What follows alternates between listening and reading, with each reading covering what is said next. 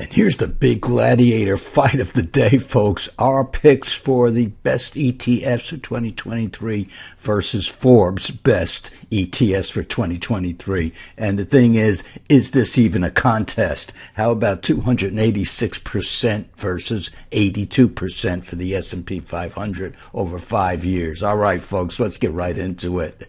And welcome to Buffett and Beyond, a weekly ETF video letter for Saturday, December 9th, 2023. And remember, folks, if you want to live on this beach like Jimmy Buffett at sunrise, you've got to learn how to invest even better than Warren Buffett does at sunrise or any other time of the day.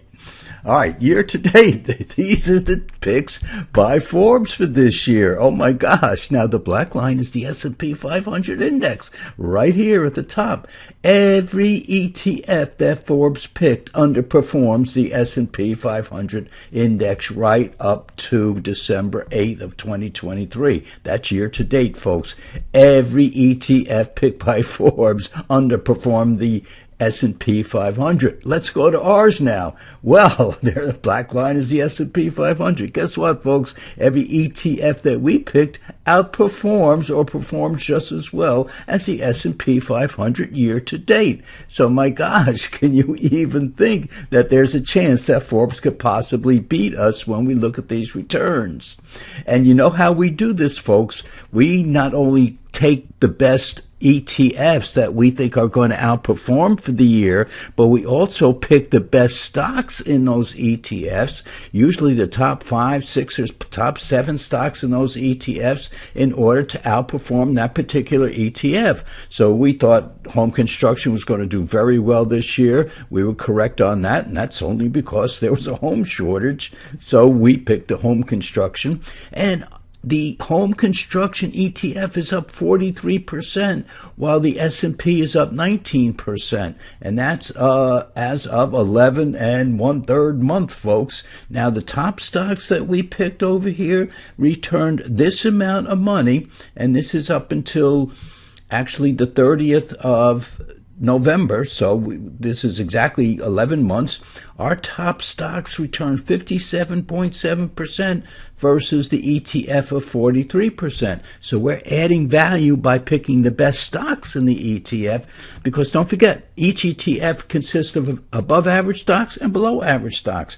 Why, if you had a choice, would you put a below average stock in your portfolio?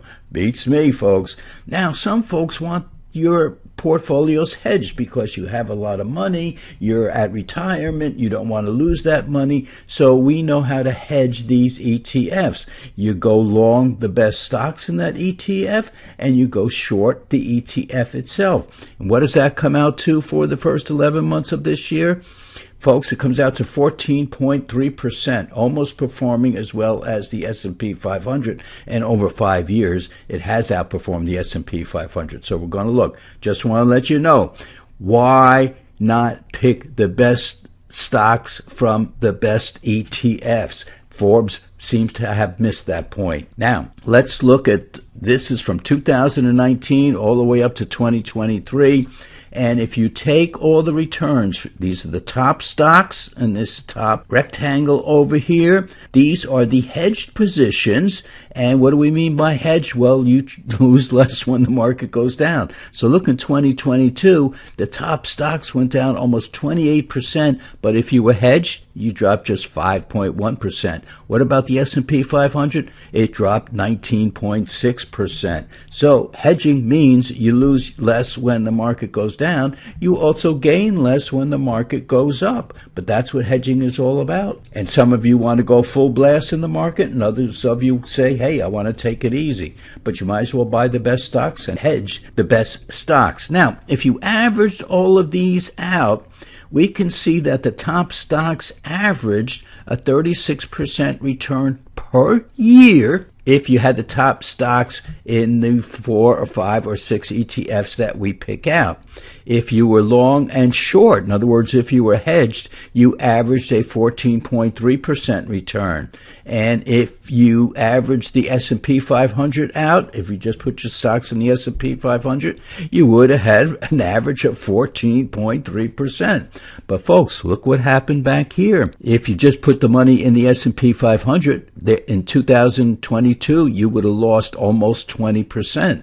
If you were hedged, you would have lost a little over 5%. Big difference in there, folks, and that whole year was a nasty year, wasn't it? Yeah.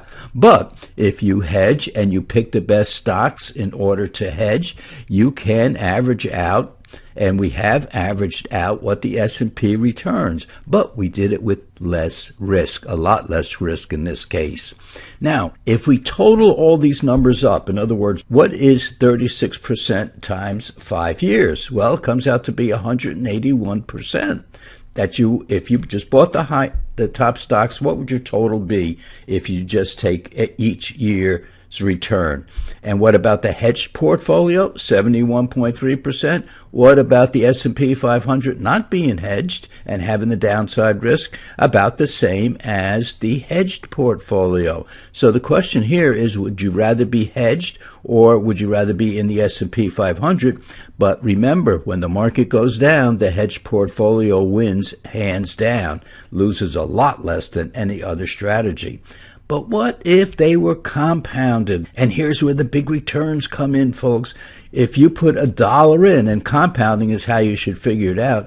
Compounding is if you took, say, $1,000 and put it in the beginning of 2019 and left it in through thick and thin, what would your dollar amount be at the end? Well, if you're compounded the top stocks, now remember, you're taking a risk here because in the down markets, these stocks will probably go down more than the market. And you will get a greater return at the end, assuming the market goes up. And these past 5 years may not be indicative of the next 5 years, folks. So remember that. But compounded, if you invested money in the beginning of 2019 and left it right up until November 30th, you would have compounded 286%. Folks, that's a lot of money. What if you compounded the hedged portfolio? Well, you would have 91%. And what if you compounded the S&P 500? You would have 82%. So what we're looking at here, folks, is that if you invest in the best top stocks in the best ETFs, and Forbes seems to have forgotten that little rule of thumb of that if you pick the best stocks or the best ETFs, you'll come out better. And folks, we left them way behind this year, and I bet if you read Forbes magazine, you probably paid for it, didn't you? So anyway, folks, compounded 286% top stocks in the top ETFs. And if you were hedged, you returned 91% total over the past almost 5 years. And if you left your money in the S&P 500, 82%. And where is Forbes? We couldn't even put them down here, folks. We'd be embarrassed for them because we like Forbes magazine. But when it comes to picking ETFs, forget about it, folks. So remember, folks, if you want to live on the beach like Jimmy Buffett once did, you've got to learn how to invest like Warren Buffett does now. So, folks, we had a do-nothing week, but we're into the holiday season, so enjoy yourself. Go out. Be peace in your mind, folks. Love your family. And guess what? We'll be back here on Monday. So, folks, have a great weekend.